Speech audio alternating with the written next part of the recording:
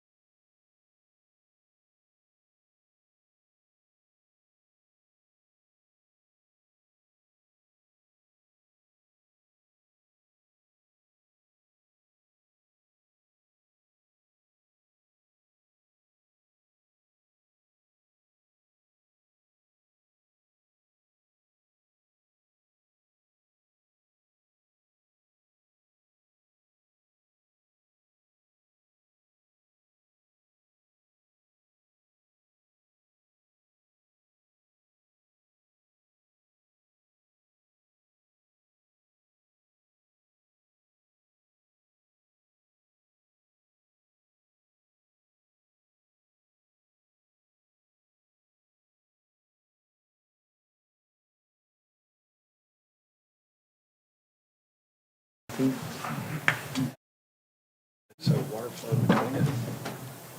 Maybe like channelized it. Yeah, we'll have to handle that. That's fine. So those five are cool. City Hall?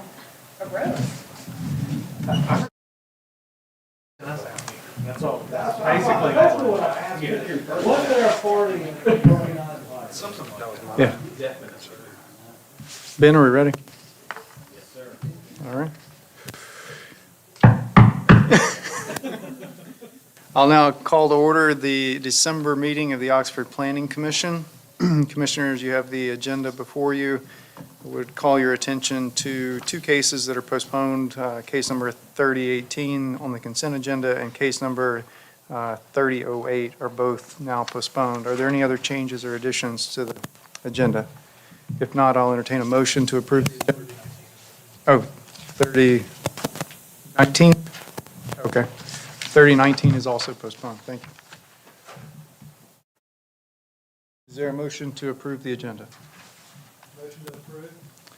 Is there a second? All in favor? Aye. All right.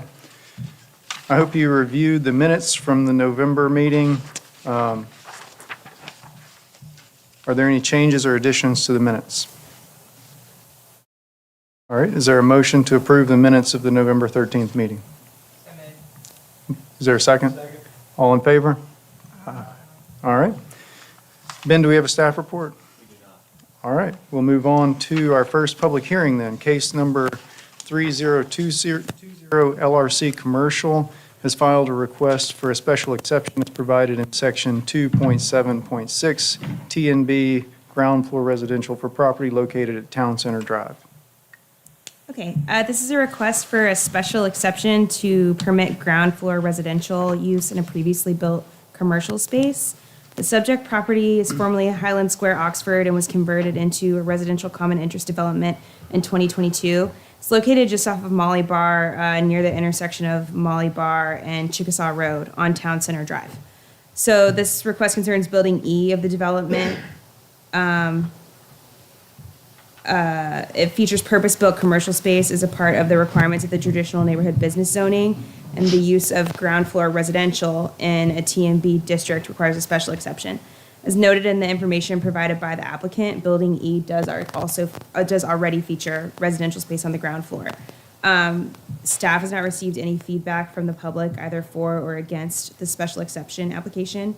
Staff finds that granting the special exception will not adversely affect the public interest and recommends approval of the special exception with the condition that adequate parking is provided for the proposed new residential units prior to permitting. All right, thank you. Any questions from the commission? All right, comment or questions from the audience?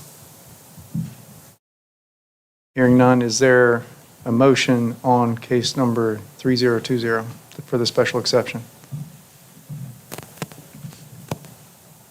Motion to approve the special exception. There is a motion to approve. Is there a second? There's a second. Commissioner Alexander, all in favor? All right, the special exception is granted. Our next public hearing will be case 3021. JWM Development has filed a request for a variance as provided in section 5.8.4.9, retaining walls for property located at 522 North 15th Street. All right, subject property is about 1.4 acres on North 16th, directly south of St. Andrews Methodist, inside the Neighborhood Conservation Overlay and the North Lamar Historic District. The applicant is proposing to construct a 7-unit RCID on the property, and the site plan is currently under review. This variance is to facilitate that site plan. The NCA requires a minimum 20-foot separation between retaining walls that can be at a maximum of 6 feet in height. The applicant is requesting variance to have a section of proposed retaining wall on the south side of the property come within 6.5 feet of an existing retaining wall on the neighboring property to the south.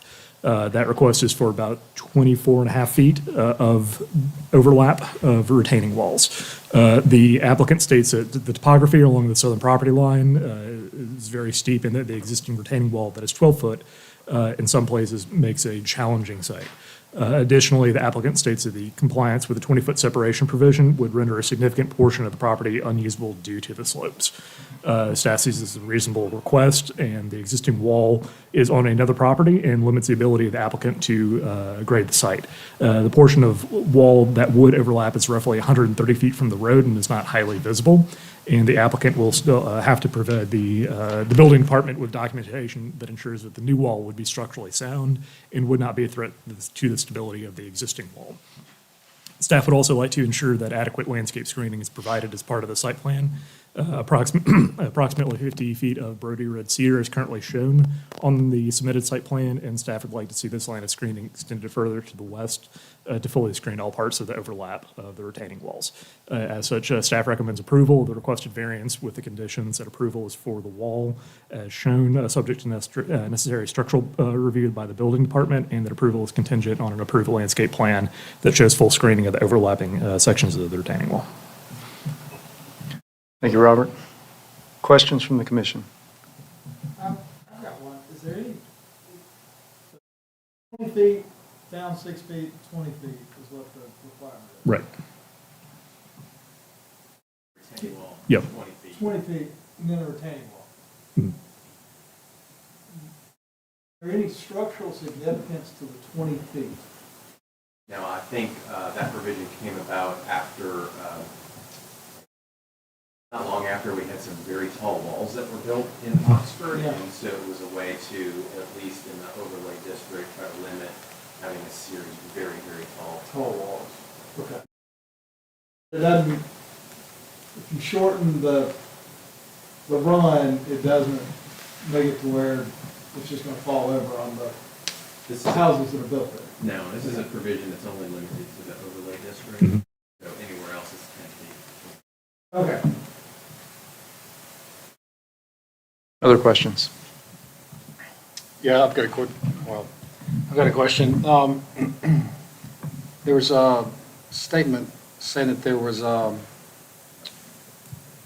topography of the site is extremely steep. I didn't see that from the map. I meant, what are we talking about what's so steep as far as, it looked somewhat level. Is the site changed a decent amount? Yes, good evening, John Granberry with Granberry and Associates, the engineer, for the record. But yes, that corner of the site is extremely steep where it slopes down. The rest of the site has all been raised. I'm not sure how familiar, been out there and looked at the site, but it does look very flat on the rest of the site. But it's that back corner of the property and the back quarter of the property is a straight slope down. So this will be new fill, right? So if we have an existing cut, it's much stronger soil I think 5 feet or more than that away from the wall, so we're structurally fine. I'm sure they're going to sign it, so that'll be all good. But close to proximity to the existing wall, where they're going to overlap, this looks like the lowest point around. Is there a pretty good bit of water coming through that corner? And that's a question, but and if so, what have you guys taken into account to take that water away from those two walls? Sure.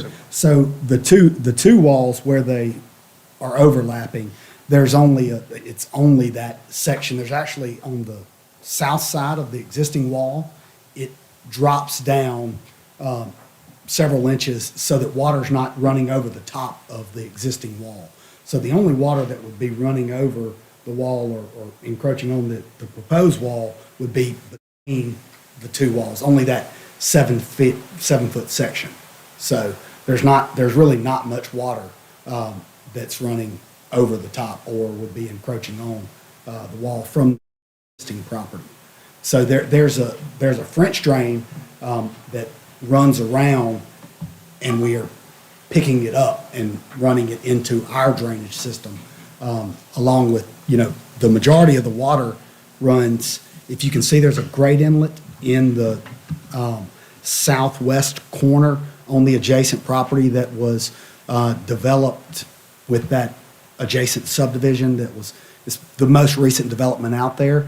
That's where the majority of the water from off-site is being conveyed. We're picking that up and then, routing it through our development. Is it going to go to the street over here on? It'll eventually make its way to the 16th? 16th Street, the northeast corner of our properties where all of that leaves now. It's a large pipe. We're having to actually dig it up and reroute it because it would go under the proposed building. But that's all subsurface. All of that subsurface, yes, sir. Does that answer your question? Okay. Additional questions? Anyone from the audience wish to comment or ask a question? All right, hearing no further comment, is there a motion on case number 3021 for the variance for the retaining wall? Approved, subject to staff. There's a motion to approve, subject to staff conditions. Is there a second? Second. All in favor? All right, variance is granted. Thank you. Our next case is case number 3022. JWM Development LLC has filed a request for a special exception as provided in section 3.5.8.2, residential common interest developments, districts permitted for property located at 522 North 16th Street. Same property. So RCIDs are special exceptions when proposed in the conservation overlay, and the applicant notes the existence of a similar condominium development directly to the south and states that the proposed RCID would be consistent with the existing developments in scope and scale, and staff agrees that the RCID is generally in keeping with the surrounding neighborhood. So staff recommends approval of the requested special exception with the finding that the granting of an RCID would not adversely harm the public interest, and the following conditions, the approvals for the plan as submitted, subject to necessary revisions per the Site Plan Review Committee, and prior to the issuance of building permits, a recorded copy of the RCID covenants will be provided to planning staff. All right, thank you, Robert. Are there any questions about the use for RCID? Comment from the audience? All right, hearing none, is there a motion on case number 3022 for the special exception for RCID use?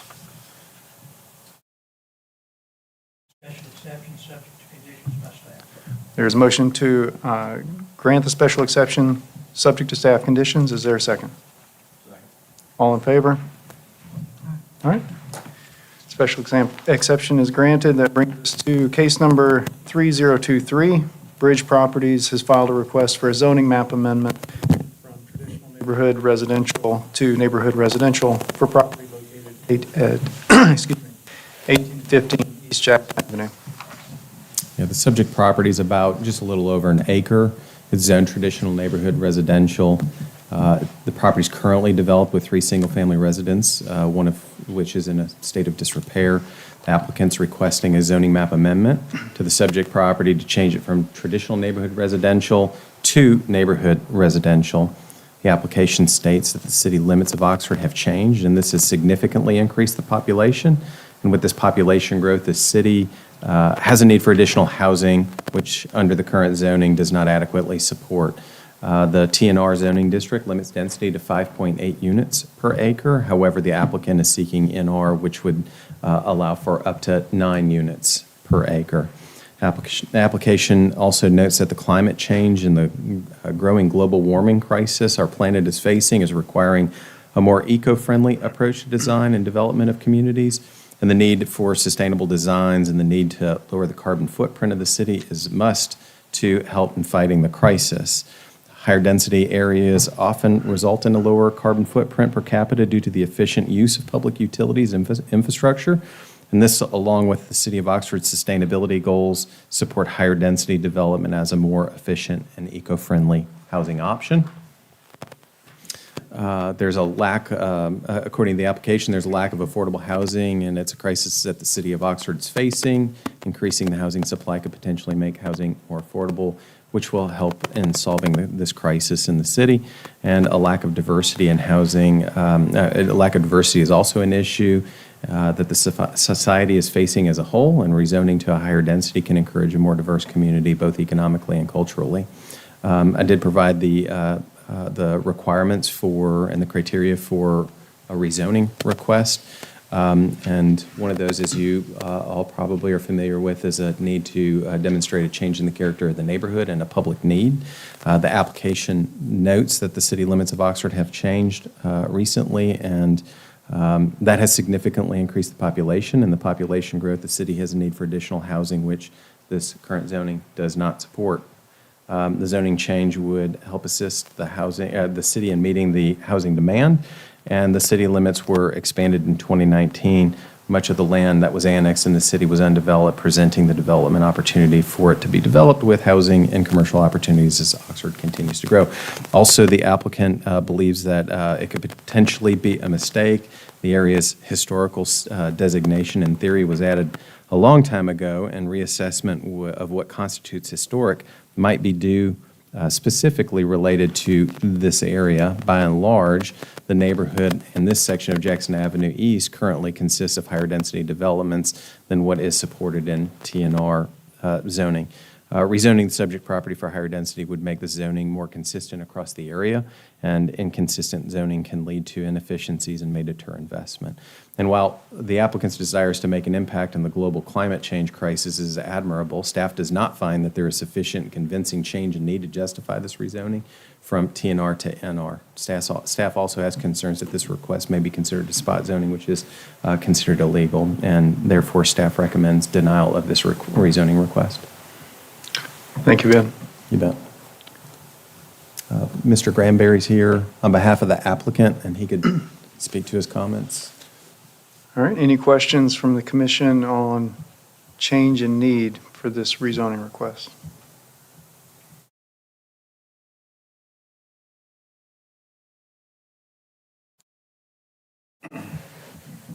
Would the applicant or anyone from the audience wish to speak further? I think Ben pretty much outlined the exact thoughts of Mike and what his beliefs are. So I think that said everything that needs to be said. All right, thank you. Anyone else? Mr. Chairman, just one point of clarification. With rezonings, the Planning Commission is a recommending body to the Mayor and Board of Aldermen. Ultimately, they make the determination, so whatever your recommendation is, we will carry that to the board for full consideration. Thank you. Is there a motion on case number 3023 for the rezoning to make a recommendation to the Board of Aldermen?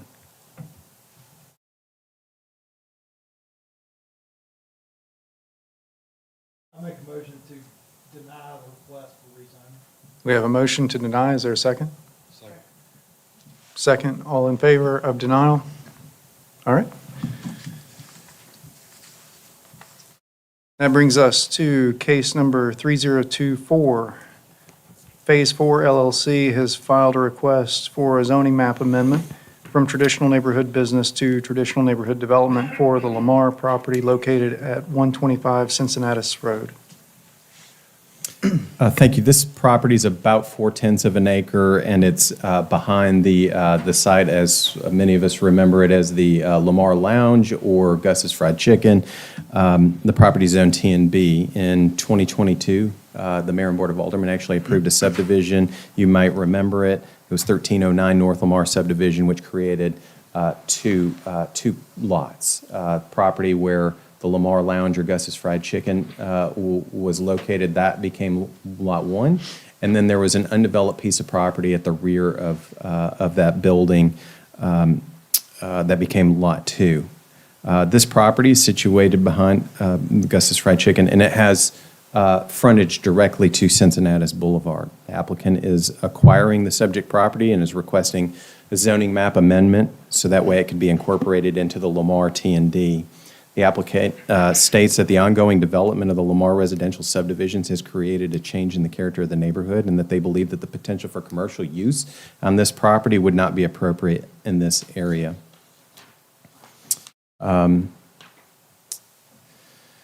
And the Lamar traditional neighborhood development has continued to develop momentum, especially in recent years with the acceleration and demand for residential homes that have been constructed in this portion of Oxford. The acquisition of the subject property presents the opportunity for it to be incorporated into the T&D and developed with a use that is compatible with the character of the homes that have been established along Cincinnatus Boulevard. Additionally, the subdivision of the subject property presents a change due to the lack of frontage towards North Lamar, where most of the commercial activity is located, and how a proposed commercial use at this location will impact the existing and proposed residential homes. Furthermore, any commercial development proposed on the subject property will have a 50-foot buffer along the western property line, creating additional challenges with its development. Most, if not all, of the homes that have been constructed in the Lamar have already sold, and there is a need for more housing opportunities in Oxford. Staff does not believe that this is a mistake. We do believe that there's sufficient change in need in this request, and therefore we recommend approval of the request for rezoning. Thank you, Ben. Just to, I guess, to be clear, based on the figures that we have, the Lamar conceptual density exhibit, we're talking about those four, let's see, 1, 2, 3, 4, 5 and a bit lots that are at the extreme southeast corner? That's correct. Okay. Are there questions from the commission? Paul Koshanine is on the line, so if you have any specific questions for the engineer, he can answer them. Thank you. And the developer is also here. Questions?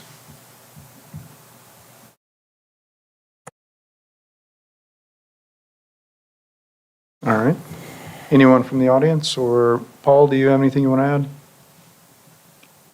add? No, I think Ben outlined the request pretty clearly. I guess just to reiterate what our request Not coming focuses through. on and what Ben's. Yeah, sorry. But just to reiterate what Ben was saying, I mean, we feel like the best use for this property is something that's Sorry, hang on, Paul. pure- We're not getting any audio from you. not working. I don't have anything to add. Okay. Well, are there any other questions or comments while we wait a second for Paul to get set up? So, again, just by way of clarification, we're basically just including a small piece of property that's set back, that's away from the main Yeah, road this- into the T&D. This will amend the boundaries of the Lamar T&D to encompass this Yeah, 4/10 of an acre. okay.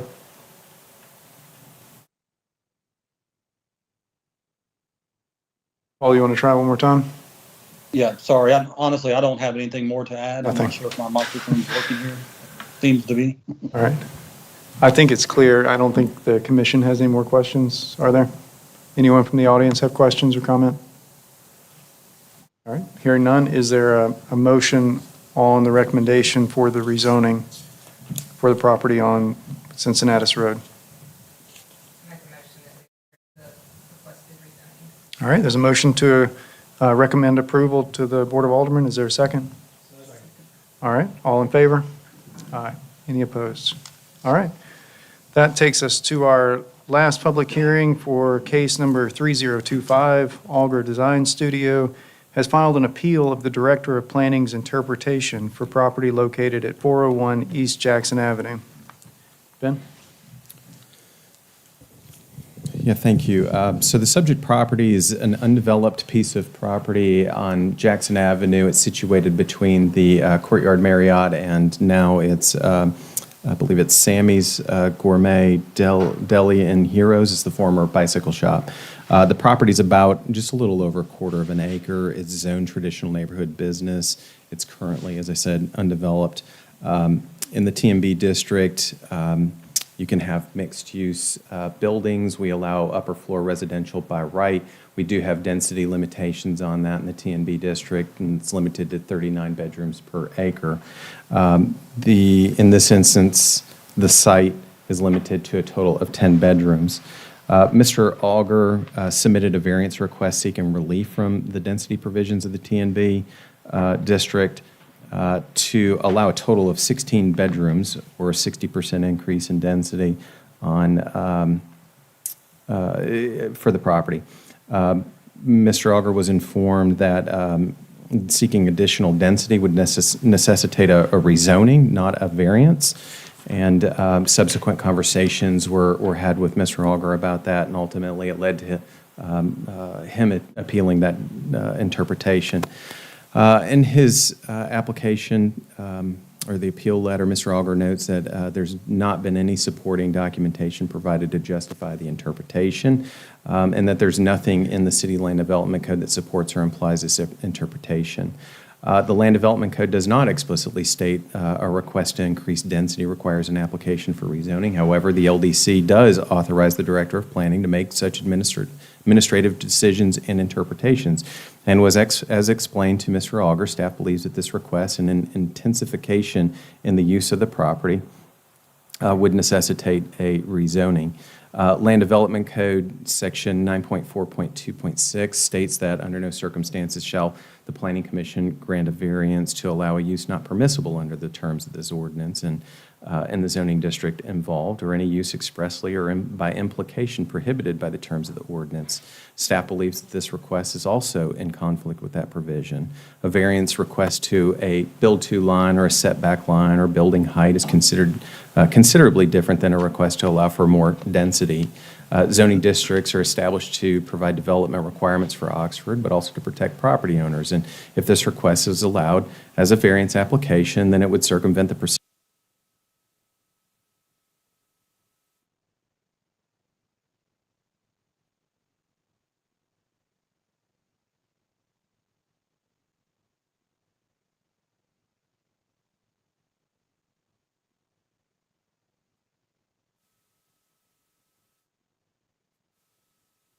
Planning Commission or to the Mayor and Board of Aldermen. Similar interpretation was made in a rezoning request in 2015 when there was a case 1955, which was a rezoning request for property on North Lamar that had several zoning designations, and the applicant was seeking the ability to have more density. One of the comments that was made is that he didn't want the full designation of the RC, which was multifamily at the time, that he needed just a little bit, but he had to ask for the full the full zoning district of RC to be able to make that particular request possible. Mr. Auger states that the interpretation would require a rezoning, which would actually create a spot zone, which uniformly is not allowed. And as stated earlier, this is a critical element of the argument to allow this request by variance, because it will result in a spot zoning, since all of the property that surrounds it, at least the commercial elements of it, are zoned traditional neighborhood business. And therefore, it would be subject to the satisfying the change in the need requirements according to state law. The applicant's appeal letter also goes on to state that establishing precedent contradicts the qualifications of the variance request, which are project-specific and considered on a case-by-case basis. And all variance requests are considered All variance requests are considered on a case-by-case basis. However, if someone is seeking a variance to allow for more density, then it does present a threat to Oxford's established residential neighborhoods with the potential variance for more density in other districts, such as established residential neighborhoods like Country Club, Subdivision, Grand Oaks, in and out of the Old Town Neighborhood District. And the Land Development Code stipulates that there are special circumstances and conditions that do not result from the actions of the applicant. However, if this were to be considered as a variance, the request is in direct conflict with that provision, because it's an undeveloped piece of property that has nothing on it, and it's more of a design preference to be able to have additional density. Finally, the application notes that it's not spot zoning when the adjacent property and across the street neighbors have the same or more beds per acre. And I believe that this is in reference to the Uncommon Oxford building, which was approved by the Planning Commission and the Mayor and Board of Aldermen many years ago. This again, is not subject to the same requirement because it was approved under a different land development code, and so it's therefore a non-conforming use. The other building is the Courtyard Marriott, which is a hotel use. And hotel uses are not subject to the same residential density requirements of the land development code. Also, Section 9.4.2.5 of the code addresses the provision that no non-conforming use of neighboring land, structures, or buildings in the same district, and no permitted uses of land, structures, or buildings in other districts shall be considered grounds for the issuance of a variance. And as such, these examples have no bearing on this discussion. And my training and expertise as a member of the American Institute of Certified Planners has led me to this interpretation. It's my professional opinion that the application should not be heard as a variance and should comply with statutory requirements for a rezoning. Thank you, Ben. And Mr. Davis is here on behalf of Mr. Auger, and he can answer any questions that you may want to come up and speak, give a presentation as well.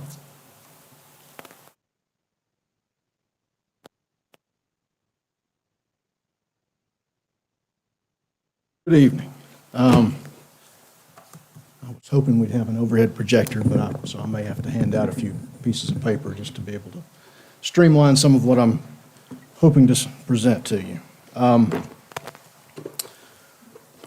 let me begin by saying I know to a hammer everything seems to be a nail, but we're here about a legal question, the interpretation of a city ordinance, and that's going to necessitate essentially a legal argument. And so I apologize for the dryness of it and the presentation of it, but that's what we're here. Now, I'm not disputing the fact that the planning director has the ability to make that interpretation, but ultimately, the meaning of the ordinance is a question for the Mississippi Supreme Court, Mississippi Court of Appeals, and the inferior courts that interpret that ordinance.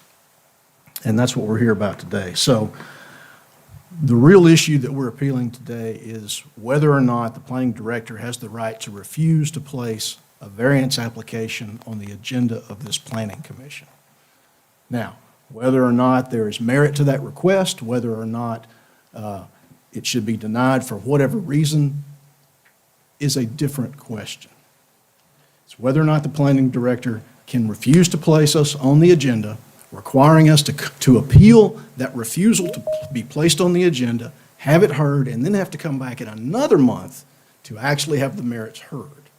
And that's what we're appealing here today. So, in that vein,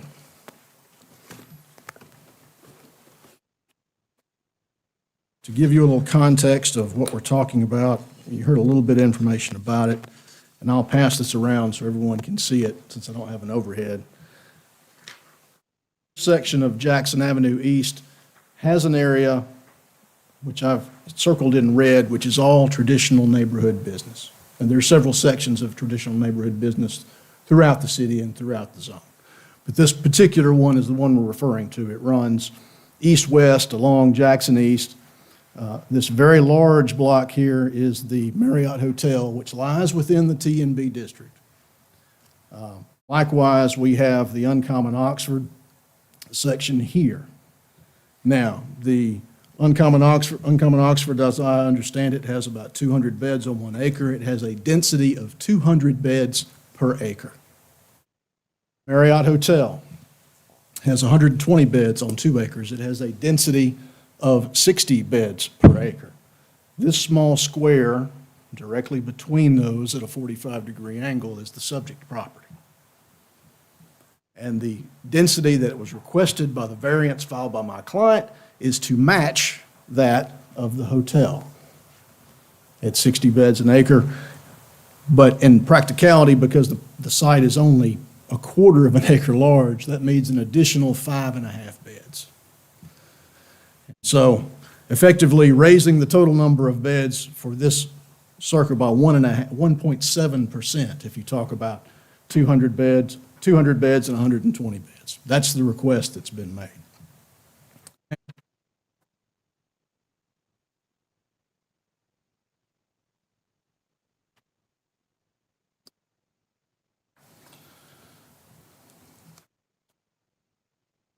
Land Development Code, and this is where it's going to start getting dry because we're looking at what do the words mean. Defines a variance as a modification of the literal provisions of this code. The literal provisions of this code. Defines density as the intensity of the use of land. Not the use of land, but the intensity of that use. And in this particular case, the traditional neighborhood district, as Ben has already pointed out, has a dwelling unit density maximum not to exceed 39 bedrooms per acre. That's the literal provision of the code. We are asking for a modification of the code. There's nothing in the Land Development Code that says an application for a variance to density is somehow accepted from the definition of a variance, that it's not otherwise heard, as any other variance application is to be heard.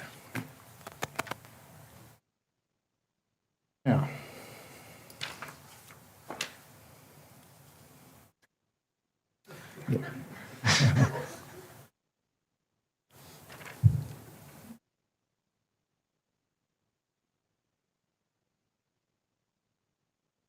there is also no provision in the Land Development Code that gives the planning director the authority to refuse to place a variance application on the agenda of this planning commission. Instead, section 9.4.2.1 plainly says a public hearing shall be held. That's it. You make an application, your application's heard.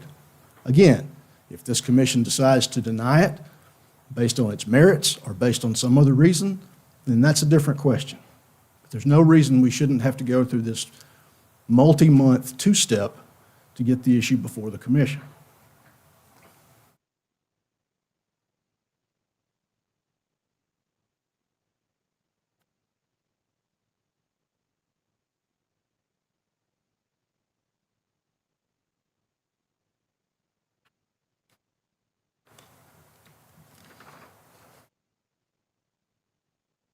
Frankly, as far as the ability to deny a hearing, that's where we are with the language of the code.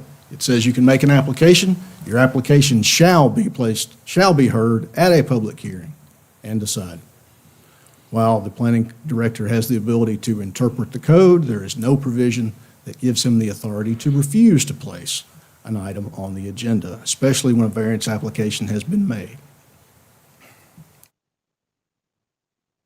My client's the one that runs the risk of making that application and being told, no, you're actually asking for a zoning change, you'll have to come back later.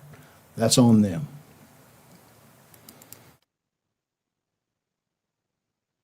Now, primary thing that I've heard or had seen in the letters is the argument that a change in density constitutes a change in zoning, or phrased another way, that any change in density will necessarily be spot zoning and therefore must be done by a zoning application. Again, the Mississippi Supreme Court's the final authority on this.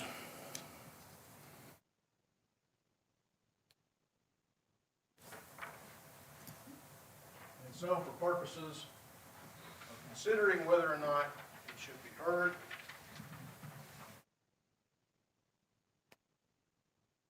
language citing a treatise on zoning and planning that the grant of a variance or special exception that has the same effect as a small parcel rezoning cannot be attacked as spot zoning. More appropriately and consistent with what I'm presenting to this commission, this last paragraph from the Mississippi Supreme Court that states, the proper question is not whether or not the variance is spot zoning, but whether the board acted within its scope and power under the applicable zoning ordinances. Connected with that determination is whether substantial evidence supports the board's decision to grant the variance. This commission cannot do any of that until it is placed on the agenda and heard.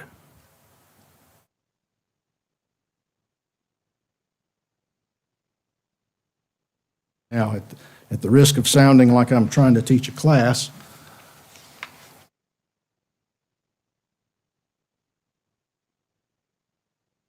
there is a distinction under the law made between two different types of variances.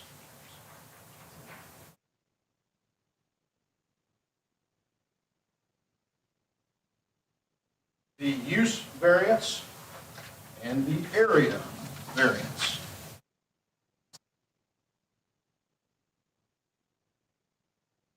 I suspect a use variance is to change the use of the property, whether it is residential, whether it is commercial, whether it is industrial. A non-use variance is every other kind of variance. It is limitations on setbacks, it's limitations on wall height, it's limitations on area coverage, it's limitations on everything but use. That distinction is important.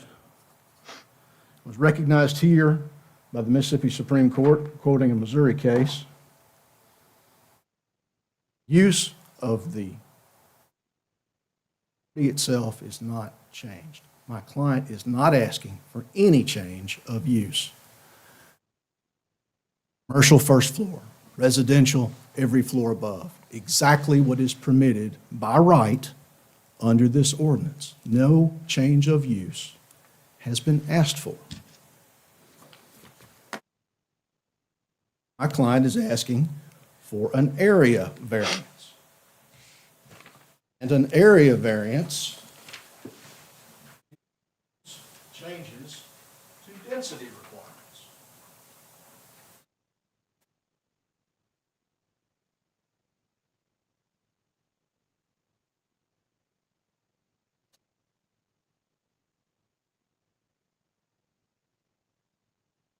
It's been specifically acknowledged by courts all over the country because it is something that is not changing the use of the property.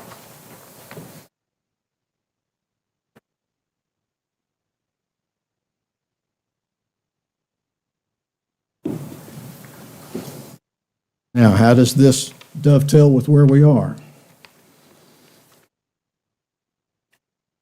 Because the Mississippi Supreme Court has also recognized specifically that in order to constitute spot zoning, it must constitute a change of use.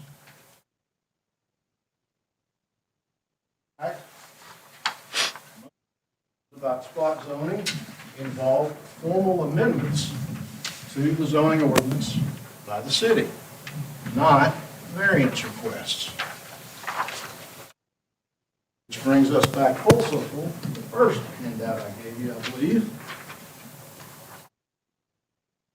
That variance requests and special exceptions do not constitute spot zoning. Yes. Sure.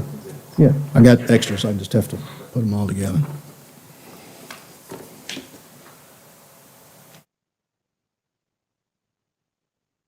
Now, I fully understand and appreciate that we are not in a position to argue the merits of the request. That's not been published. Application hasn't even been given to the commission, I don't believe. What we're here about is the question of whether or not we can be denied, for lack of a better term, our day in court, or whether we have to go through an extra set of bureaucratic hurdles to even have our case heard.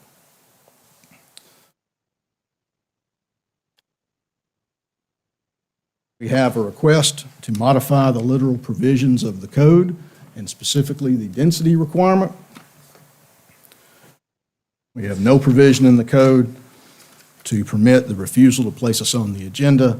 And again, if this commission ultimately finds that what we're asking for is spot zoning or an actual zoning change, that's for this commission to hear upon the merits of the request. And I'm sure you can fully expect me to make a lot of these same arguments when we get to that point, because it's not spot zoning. It doesn't qualify to meet the legal definition of spot zoning, and that is ultimately where this issue would have to be decided by a court who has the ultimate authority to do so. All of that starts with an administrative interpretation. But that's where we are today, is do we or do we not get to be heard on the merits of our request? Have any questions? Questions from the commission? Yes.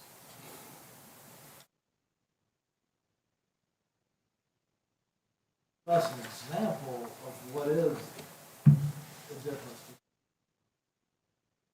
between areas. Which situation you need to try to rezone, and which situation is a variance exception. A use change. Just in use change. So not in any of that area change. Well, I mean, if you want to change an entire district or the contours of a district, that would involve more than a use. If we're talking about specifically whether or not a specific variance request would constitute a zoning change, the court has said it doesn't. You just simply apply your typical standards that apply to every variance request. And, you know, in my mind, if it's a true zoning request, it's not going to meet the requirements that you would otherwise have for the variance. There's lots of reasons to make zoning changes other than a use change. I'm simply saying if you want to challenge someone's application as being an actual rezoning, it's got to constitute a use change to do that. And that's what these authorities tell us. And for example, one of the primary cases in this area in Mississippi is where the city of Hattiesburg, no, I'm sorry, it was actually one of Paul's cases from years ago in Batesville, where they tried to start mining in a residential neighborhood, and that was clearly a use change.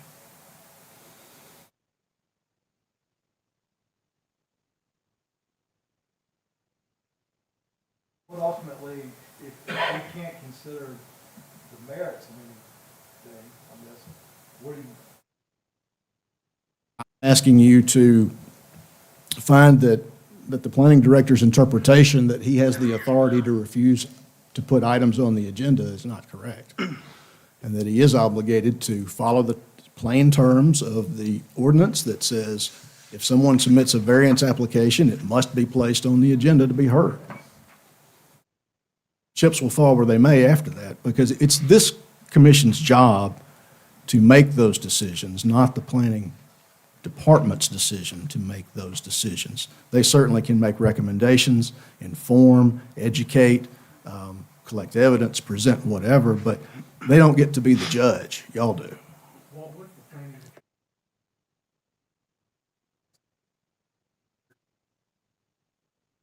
change, we want variance to change this residential lot to industrial use? Director have the ability to say, no, that's not a proper application for a variance at that point, or does the planning? Under the language of our ordinance, it says it shall be heard and at a public hearing. So anybody can say, I want to change the terms of the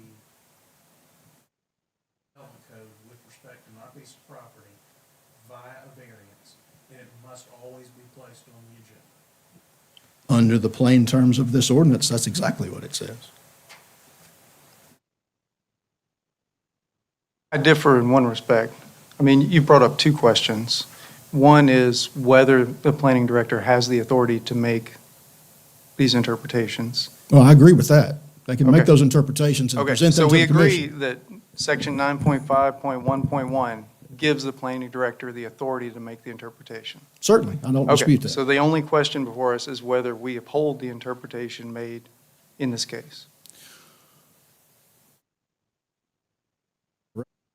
In the future, then all the planning department has to do is say, no, I don't think you're asking for the right thing. You don't get to get heard, and you have to go through an additional appeal process before you can actually be heard, whether or not they're correct.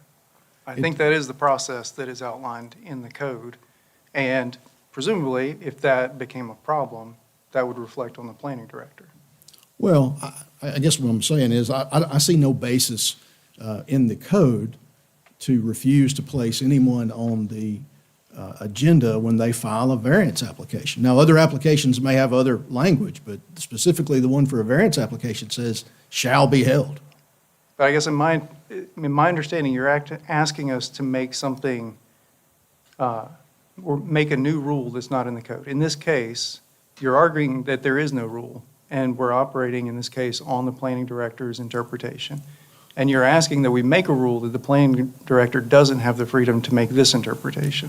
No, sir, I'm saying that you do have a rule, and it's plainly in the ordinance. It says hearing shall be held, and there's nothing in there to give any wiggle room for that. There is. The planning director has the authority to interpret the code. It would take another specification that in this case, there's no interpretation. Well, then I don't understand what provision of the code he's interpreting to give him the power to refuse to put things on the agenda. As I understand it, Paul or Ben, jump in, it's whether this is a variance or it's a rezoning request. Okay, well, I don't see anything in there about saying if the planning department disagrees with the nature of the label of the request, they can refuse to put it on the agenda, because that's not there. And that's the interpretation we're questioning right now. Yeah.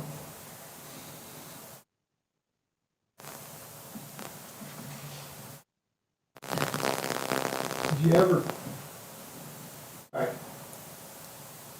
and I wasn't there, I don't know what's said or done, but this is, Gallagher presents it, then responds back via email, in person, whatever, hey, that's not a variance request, that's a zoning request. Mr. Alger could have presented that as a zoning request. If that's, hey, I don't see this as a variance, I see this as zoning. But they would have to sign something claiming a zoning request that he doesn't believe is accurate. Do what? If all- The burden for rezoning is high. Exactly. Yeah, he's been handed a higher burden by the planning department because they choose to make this interpretation. As I heard several requests earlier being interpreted as zoning changes, when I don't know that they were. Right, but that's why we have a planning director who decides whether they are. And that's the whole point, Walt. Yeah, I understand, he's making decisions he's not authorized to make under the terms of the code, He is the one who takes the application, talks with the applicant, right? and who makes Well- a determination about. And then can present all of that to this commission to have them decide. I guess, Okay, here's the thing. The interpretation that you're putting forward is an interpretation that says, as long as an applicant is not changing the quote-unquote use from commercial to residential, they can ask for a variance for anything in the code that they want to. If they want to go on a single-family residential lot and say, I want to put an apartment complex there, but I don't want to be bothered with the high standard for rezoning, they must be placed on the planning commission agenda and get the planning commission the opportunity to consider that under the lower standard, notwithstanding the fact that there is authority out there that says that would be effective rezoning, absolutely changing the use of property. I just- No principal distinction between the argument that your client is making, which I understand is for a relatively low number of bedrooms, can transpose that situation to anywhere else in the city of Oxford and make any request for any change in density whatsoever. All right, So well, first off, With respect, we're one step beyond what I think the question is before this commission. I agree. The question before this commission is not about the authority of the planning director. As far as the code's concerned, the planning director can make the interpretation. The question is whether we support that interpretation in this case or not. And if we do support it, it goes on and it goes to a legal argument. If we don't support it, then it goes on as a variance. But that's the question before the commission today, not these issues of authority and where it leads on zoning, et cetera. Okay? Yeah, but We on the just same for, page? just for a point of clarification, if you're talking about changing a residential, something that's got an authorized residential use to an apartment use, that's a change in use. But that's different from whether or not you change the density of that. Again, the distinction between use variances, and in fact, our ordinance prohibits the granting of a use variance, Yeah. right? That's not even on the table. But that's just a residential use, Walt. I mean, you're just drawing the line where you want to. I mean, single-family residential use. I didn't draft this code, I'm just reading what it says. Multifamily residential use is the same use, it's just density, people live in it. That's what I'm saying. Okay. Sorry that the ordinance gives the public the right to ask for change, but it does, and that's plainly what it says. Other questions?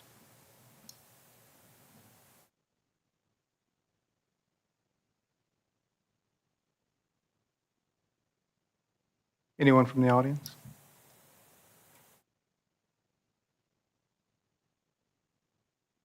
Again, to summarize, there have been multiple questions put before the commission. One is whether the planning director has the authority to decide, by interpreting the code, whether this should be heard as a variance or not. And again, with respect, Section 9.5.1.1 says, in the event that there is a question concerning the general intent or meaning of any provision of this ordinance, the director of planning shall have the right to make such administrative decisions and interpretations. So that right is there. We can agree or disagree on this particular decision. I think that's the question before the commission, whether the planning director's interpretation that this should not be heard as a variance and should not be put on the agenda as a variance was correct. Well, just to clarify, and I think you got to it at the end of your statement, but to me, the question I want to present is, regardless of his interpretation, does he have the power to refuse to place an item on the agenda when a variance request is made and the ordinance plainly says a public hearing shall be held? And I'm saying that power is given here. It can always be appealed. That's why we're here right now. And it can be appealed beyond us. But the question is whether we agree with the interpretation or not. Any questions?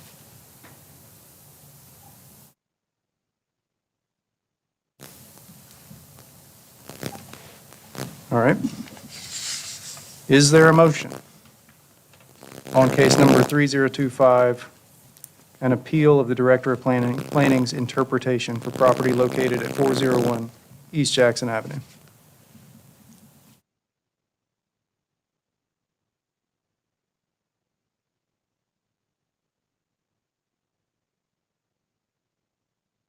All right. While folks are thinking, let me just clarify what the options are here. There are, I think, three outcomes.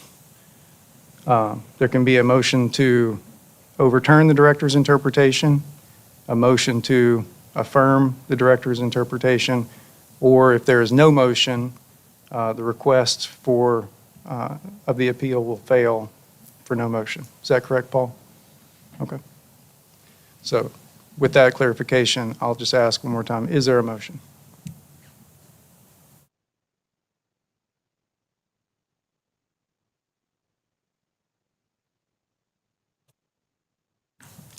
All right. Hearing no motion, the appeal fails for no motion. Is there any other business to come before the commission? I'll entertain a motion to adjourn. Is there a second? Second. All in favor? Aye. Any opposed? All right, we're adjourned. So, y'all just gonna stand in there.